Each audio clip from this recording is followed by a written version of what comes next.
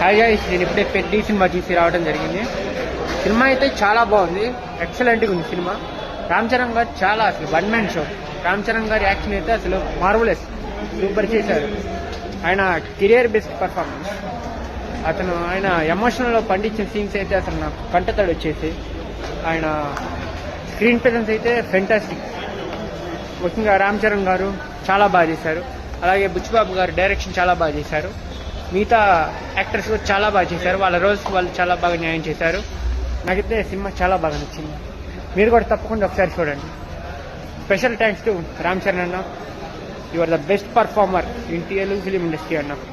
చాలా బాగా చేశావన్న.